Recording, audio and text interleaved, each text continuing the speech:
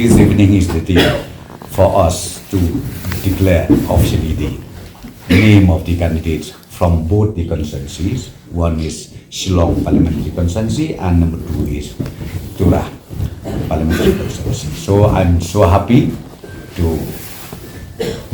now declare, after getting the clearance from the Honorable National President Shri Konrad Sharma, the approval for the proposed candidatures of these two constituencies. So I'm happy to tell you that Shillong Parliamentary Constituency, it has been approved that Dr. Amprin Lindop will be our official candidate. And number 2 from Tura Parliamentary Constituency, Mrs. Agatha Kesangma, sitting MP, will be our official candidate in the upcoming MP election 2024.